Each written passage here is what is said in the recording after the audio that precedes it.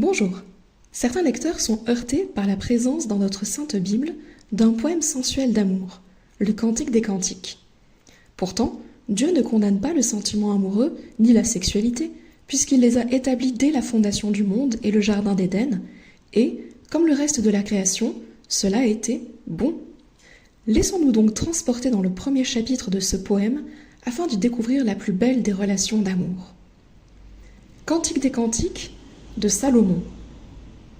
Le cantique par excellence est donc un chant d'amour où un homme et une femme épris l'un de l'autre dialoguent. Appartenant à ce qu'on appellerait la littérature pastorale, ce poème d'amour laisse la parole à un roi berger et à sa bien-aimée gardienne de vigne. Laissons ce sens littéral à la lecture des couples mariés et intéressons-nous à la dimension allégorique, l'amour entre le Christ et son épouse. Certains s'offusqueront d'une telle lecture allégorique, mais rappelons-nous que l'Ancien Testament est rempli de prophéties messianiques, et rien ne nous laisse penser que ce ne puisse pas être le cas également du Cantique des Cantiques. Ainsi, le plus beau des cantiques, le poème par excellence dans la Bible, est un chant d'amour nous unissant au Christ. En le lisant, chaque croyant devrait aspirer à réinvestir ou à investir pleinement sa relation personnelle d'amour avec Jésus-Christ.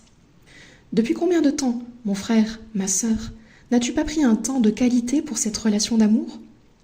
Je ne parle pas d'un temps de piété quotidien, ni d'un temps d'intercession ou de louange, mais d'un temps où tu parles simplement au Christ de votre relation, afin de toucher à nouveau du doigt son amour pour toi et de traiter en retour Jésus comme l'élu de ton cœur. Et si tu prévoyais dans ton agenda un date avec Jésus, une soirée aux chandelles, ou bien une randonnée, ou encore un tea time cosy ? Au verset 2, nous lisons « Qu'il me baise des baisers de sa bouche, car ton amour vaut mieux que le vin. Tes parfums ont une odeur suave. Ton nom est un parfum qui se répand, c'est pourquoi les jeunes filles t'aiment. » Le baiser est incontestablement le geste des amoureux, qu'ils se retrouvent ou qu'ils goûtent simplement en leur amour. Cyrano de Bergerac, personnage d'Edmond Rostand, l'exprime ainsi. Un baiser, mais à tout prendre, qu'est-ce ? Un serment fait d'un peu plus près, une promesse plus précise, un aveu qui veut se confirmer, un point rose qu'on met sur l'it du verbe aimer.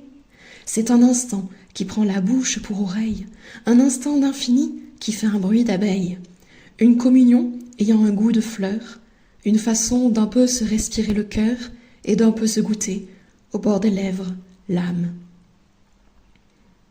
Dans notre relation à Christ, le baiser illustre ce geste naturel d'amour, notre désir de communion avec lui, simplement motivé par l'amour.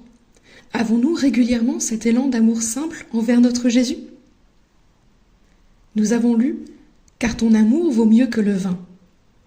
Le cœur de la jeune Sulamite a instinctivement saisi un point crucial. L'amour de son bien-aimé est supérieur à tout le reste.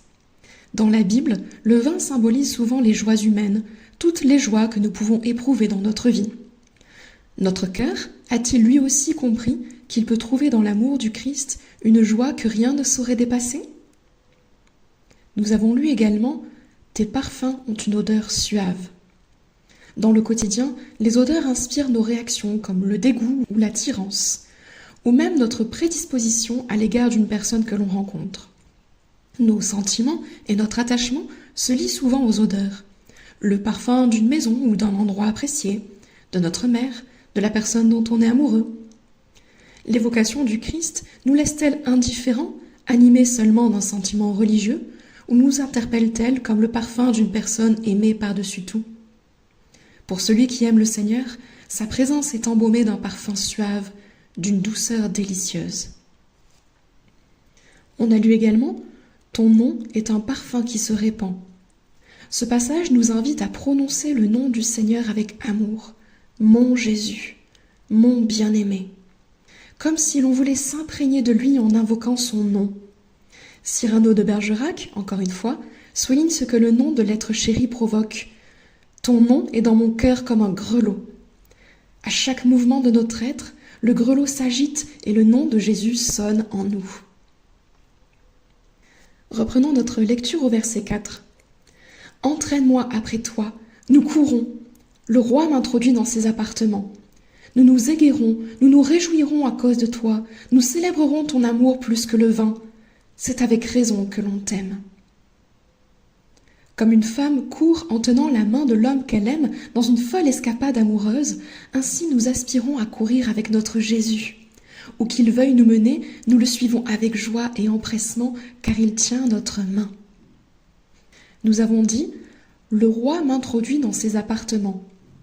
Jésus voudra toujours nous conduire dans une plus grande intimité. Le roi ne reçoit pas sa bien-aimée parmi les dames de sa cour ou dans la partie accessible du palais.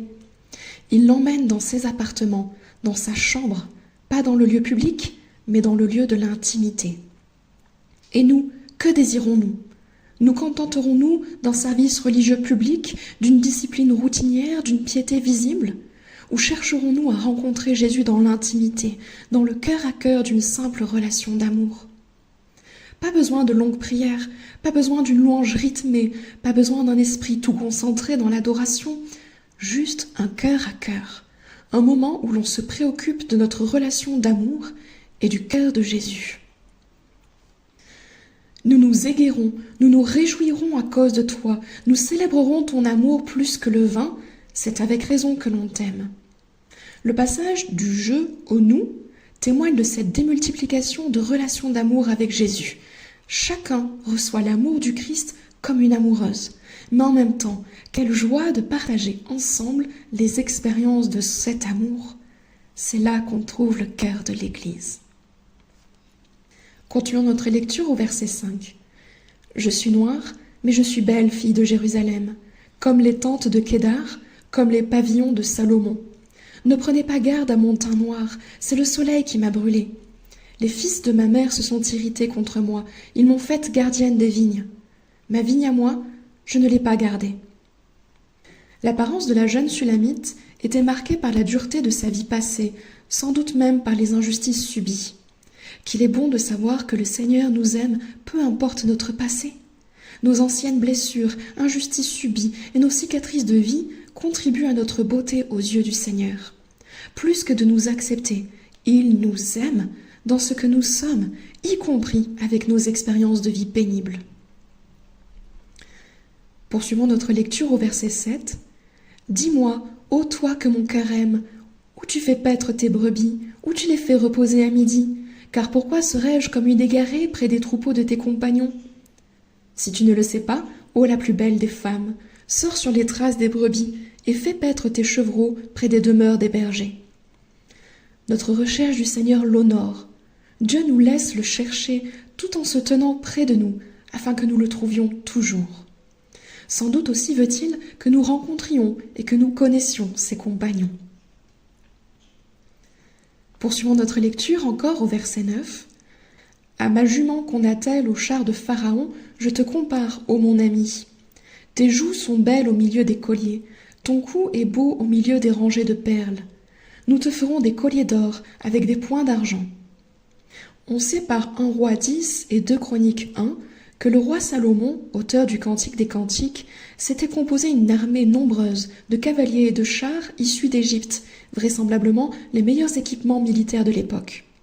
La comparaison de la bien-aimée à une jument attelée au char de Pharaon est donc surprenante vu le contexte culturel, car elle confère une grande puissance, une force redoutable à la femme aimée. Le Seigneur nous confère aussi sa puissance. Il nous a dotés de riches talents personnels ainsi que de la puissance de son esprit. À ses yeux, nous ne sommes pas faibles dans la bataille spirituelle, et il nous confie des combats importants. Chaque bataille remportée, comme chaque œuvre bonne qu'il nous a confiée, vient enrichir notre trophée et ajouter une perle à notre précieux collier. À partir du verset 12, nous lisons « Tandis que le roi est dans son entourage, mon art exhale son parfum. Mon bien-aimé est pour moi un bouquet de myrrhe qui repose entre mes seins.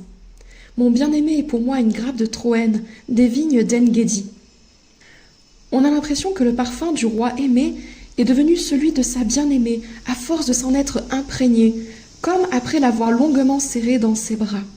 On considère que le nard possède un parfum réconfortant, favorisant relaxation, ancrage émotionnel et impression de bien-être.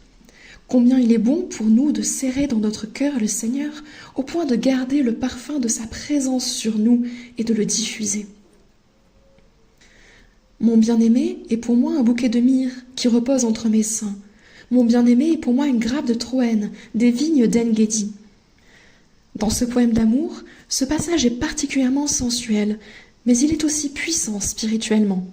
Le bouquet de myrrhe nous parle de Christ en référence au cadeau des mages à sa naissance, annonçant déjà ses souffrances et sa mort. De même, la vigne est un symbole évident du sacrifice du Christ, comme dans la scène. La jeune amoureuse garde entre ses seins, donc sur son cœur, la plus grande preuve d'amour du roi. Nous sommes invités de même à garder et à repasser sans cesse sur notre cœur chaque preuve d'amour du Christ envers nous, particulièrement ses souffrances et son sacrifice, nous accordant l'entrée dans la présence du roi des rois. Au verset 15, nous lisons « Que tu es belle, mon ami, que tu es belle, tes yeux sont des colombes. » Dieu nous voit parfaits au travers de Christ et de son sacrifice. L'Église est donc aussi incroyablement belle aux yeux du Seigneur Jésus. Les colombes représentent la pureté. Le prophète Habakkuk, au chapitre 1, verset 13, dit du Seigneur Dieu « Tes yeux sont trop purs pour voir le mal ». Sanctifiés dans le Seigneur, comment n'aurions-nous pas, nous aussi, ce regard trop pur pour supporter la vue du mal ? De plus, en 1 Corinthiens 13, l'amour ne soupçonne pas le mal. Le regard de l'épouse du Christ est pur. Il ne supporte pas la vue du mal et ne l'imagine même pas, car son esprit reste ainsi dans la pureté. En tant qu'oiseaux, les colombes s'envolent naturellement vers le ciel.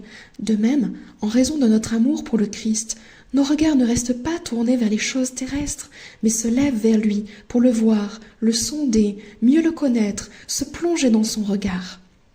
Est-ce que notre regard est tourné vers nos préoccupations mondaines ou quotidiennes, ou même absorbé par le service du Seigneur ? Ou bien levons-nous sans cesse nos yeux pour mieux le voir et le contempler ? Dans nos prières, nous baissons souvent nos yeux, reconnaissons-le. Prenons cette nouvelle habitude de chercher le regard de notre Christ bien-aimé. Quand deux personnes qui s'aiment plongent leur regard l'un dans l'autre, c'est merveilleux. Au verset 16, nous lisons « Que tu es beau, mon bien-aimé, que tu es aimable. Notre lit, c'est la verdure. Les solives de nos maisons sont des cèdres, nos lambris sont des cyprès. » Quand l'épouse prend l'habitude de plonger son regard dans celui de Christ, alors elle peut enfin admirer sa réelle beauté. Pas seulement celle qui se reflète dans ses œuvres, mais la beauté d'une connaissance de cœur.